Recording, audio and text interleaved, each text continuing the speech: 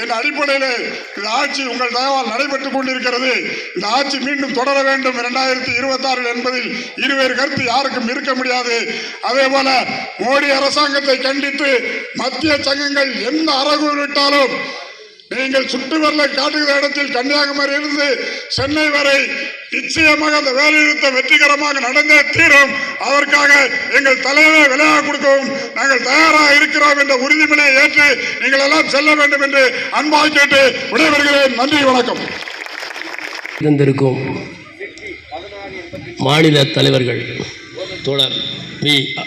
Alphons S. M. Anthonimuthu அவர்களே மற்றும் நெல்லை, தூத்துக்குடி, கன்னியாகுமரி, தென்காசி மாவட்டத்தைச் சார்ந்த அனைத்து தொழிற்சங்கத்தினுடைய தலைவர்களே, தோழர்களே, உங்கள் அனைவருக்கும் நெல்லை கூட்டுக்குழு தொழிலாளர் சட்டங்களை பற்றி விரிவாக பேச இருப்பதால்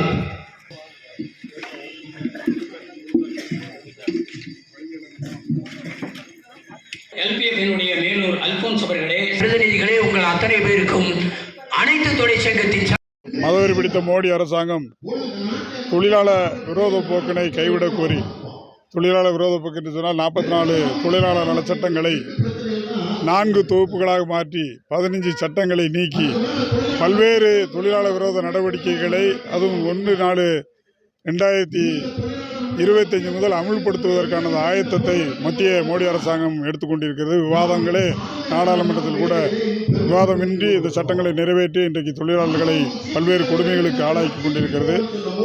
அதைத் தொடர்ந்து பல்வேறு மக்கள் பிரச்சனைகள், விலைவாசி உயர்வு, அது போன்ற பிரச்சனைகளை எல்லாம் இன்றைக்கு தொழிலாளர் வர்க்கங்கள் மத்திய தொழிற்சங்கங்கள் கூடி பல கட்ட போராட்டங்கள், மக்கள் சந்திப்பு இயக்கம், ஆர்ப்பாட்டம், ஆலவாயல் கூட்டங்கள் எல்லாம் நடத்தி இறுதியாக 18ஆம் தேதி டெல்லியிலே மத்திய சங்கங்கள் கூடி மத்திய அரசாங்கத்தை எதிர்த்து ஒரு மாபெரும் வேலை நிறுத்தத்தை அறிவிக்க இருக்கிறது. கடந்த காலங்களில் ஏறத்தாழ 25 கோடி பேருக்கு மேல் வேலை நிறுத்தத்தில் கலந்து கொண்டார்கள்.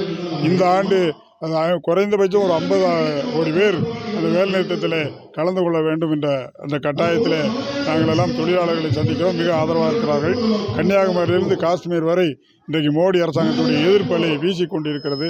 எனவே தொழிலாளர்களின் பாதுகாப்பான அந்த சட்டங்களை நீக்கியதை ரத்து செய்ய வேண்டும் என்று தொழிலாளர்கள் சார்பில் இந்த கண்டன ஆர்ப்பாட்டம் நெல்லையில் நடந்து கொண்டிருக்கிறது. கண்டன பொதுக்கூட்டம் நடந்து கொண்டிருக்கிறது.